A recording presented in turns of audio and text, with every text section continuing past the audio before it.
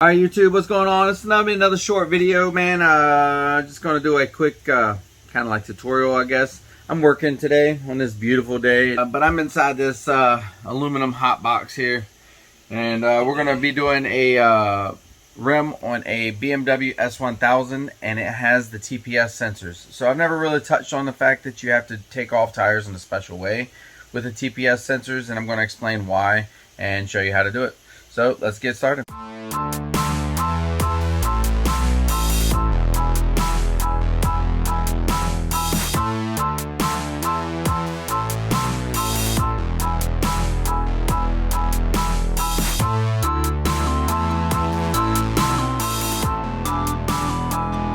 Now, it was brought up to me that I didn't explain to, or how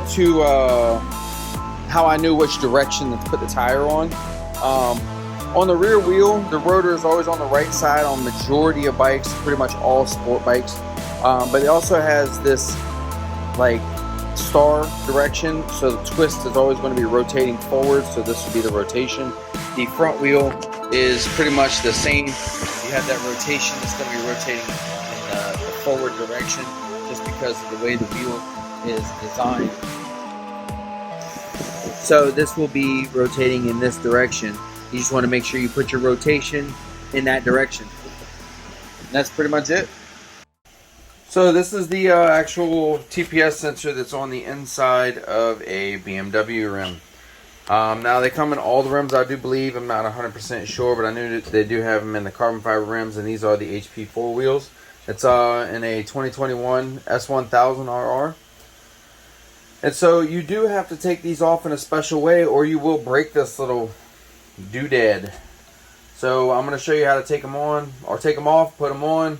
It's not overly difficult, but you do have to be extremely careful.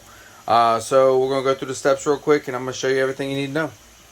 Alright, so on this beautiful Pirelli we got here, it's this is a Rosso 3. Is the red dot. Now the red dot stands for it's the balancing dot. So when they put these tires, when they make these tires, they put the dot on the least weighted spot, and that's where you should put the stem. So that's what your goal is to get the stem in that spot. So I'm gonna put a little bit of soapy water on this because I don't like using any of the grease or anything like that. We're gonna check our direction, which our rotation is right here. Now we're doing a tutorial on how to install the whole tire, but that's what we're doing. Now I put a yellow little mark onto the tire because they only put the dot on one side, so I mark the tire so I can know exactly where the stem is supposed to go. So when you're putting the tire on, in any event or any time that you're ever putting the tire on, this middle part of the tire is what they call the drop center. Okay, and that drops down so that you're able to pull the tire over the other side of the rim. So the wheel actually has to sit kind of like this in order for that other side. These parts of the wheel do not stretch. So you have to maneuver them into the tread or into the drop center in order for the tire to go on the other side of the wheel. So now in doing so, you have to make sure that you're never putting the tire in the drop center where the tire pressure gauge is. Okay, so what we have to set up is we're going to have to set up the tire or the wheel or the rim or whatever you want to say. The tire and the rim have to be set up so that it's starting right after the valve stem. And that way you can actually pull this around. I got to get my mark over there. There we go. So we're pulling this around, and as you see as it comes around, this is down inside the drop center.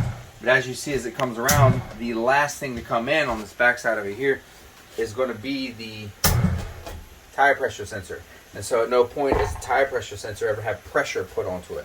So now that you've got that one side on, you have to move this all the way around so that you don't actually do it on the other side, because this one has to go down as well. So you start it after the stem. Careful not to bring that bead down into it. And so you have the stem here, and that's the only part of the tire that's still high and it's not pulling down into the drop center. And you put it on. A little twist of the tire to get the alignment bead put on or lined up.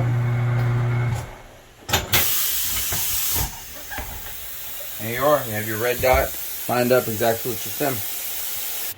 Alright, so I already popped the bead on this tire, but after you get a tire on there, it's pretty much the same way as you would do any other wheel. You just inflate it, pop the bead, put the valve core back in, make sure it's at the right pressure, and then we're going to go on to the balancer. On this rear wheel here, I'm going to show you how to take it off without damaging it, since you can't actually see it. Alright, so most of your tires, if they haven't been like anybody hasn't cleaned it up or anything like that, you'll have this little sticker on here that says the sensor position. That means that directly over the sticker is where your tire pressure sensor is going to be. Most times in bikes it's right on top of the stem. Cars is a little bit different. They can put them anywhere inside of the rim, and they'll have that sticker on the rim where the tire pressure sensor is. But on motorcycles, typically it's just right there on the stem. They haven't encountered any other spot. So when you're breaking the bead, you want to stay away from that. So you want to, I do it at a 90 degree.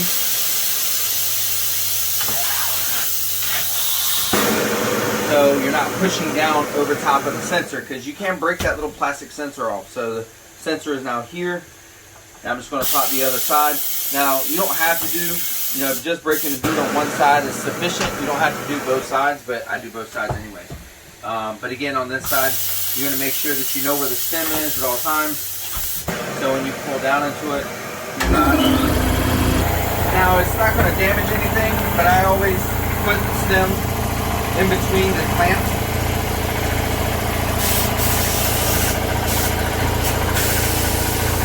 And my machine has these nice plastic protectors so that I can't scratch these beautiful BMW wheels. But the stem is going to be right here, so we're going to go ahead and put our duck head down. So now that that's down, what we're going to try and do is we're going to get as close to the stem as we can. But I don't want to do it directly over the stem. You never want to stick this down over the stem, because if you get underneath of it or to the edge of the stem, you can kind of look right here. If you get to the edge of the stem, and if I go down over top of it, I could pull directly against the sensor, causing it, me to snap that sensor off. So I'm going to go just to the side of it. That way I can get as much as I can over top of it. And it works for the front and the rear the same. The rears are a little bit easier. Kind of just go over it right here. That way when I go to start undoing this tire, taking this tire off, this tire never drops down into the center. Now it's over top. It's never in the center of where I am pulling the tire off. So it never pulls down into that drop center. The drop center on the rear tire is much more forgiving than it is on the front tire. The front tire is a little more tedious. Now when you're doing the other side, you can see the tire pressure sensor right here. So that's why you never want to come straight down, because if I came straight down, you can actually see where the it could come down and I could hit that. So you always want to be just off to the side, like right here. And you just kind of pull that up. When you pull that up, it doesn't actually hit the sensor at all. It just kind of goes right around it. So once you get that up, you just take that off. You never have to worry about it.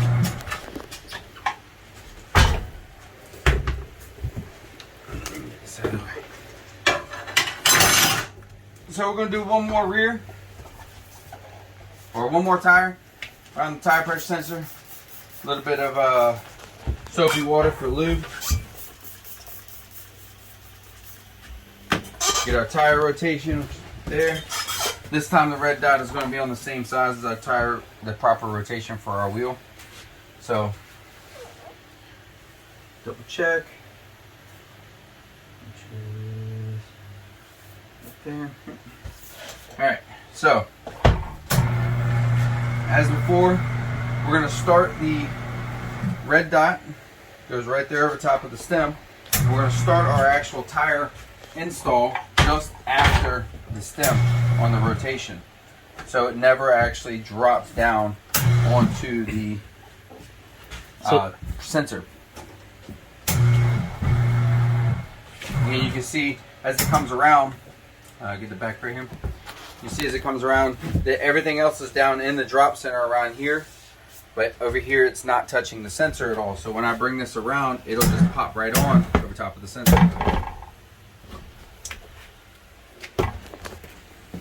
You never want to start it before the sensor, because then it would pull down into the sensor. So you have to like go around just a little bit so that you can get that drop. See right here, it's like if I started right here, as it would go around, this tire could pull down into the wheel. So I want to make sure I start it just after,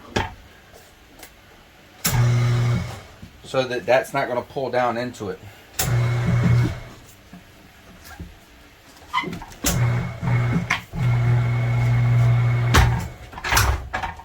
There you go. Now once you get this done, taking this and popping the bead on this tire, you do it the same way you would any other tire. Not having the valve core in creates a little bit more airflow going in, so you can inflate the tire faster, popping the bead easier.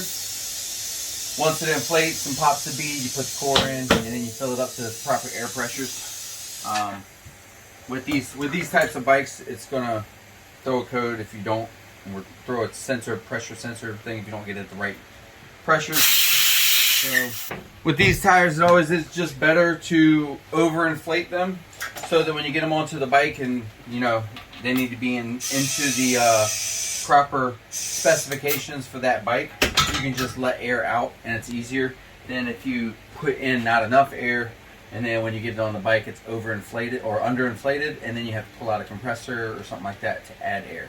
So just put more air in as needed. Once it's on the bike and the sensor registers, you can bleed air out until it's in spec. So balance them the same way you would any other wheel. So everything should be in there and balanced the way it is. Make sure you get your balance.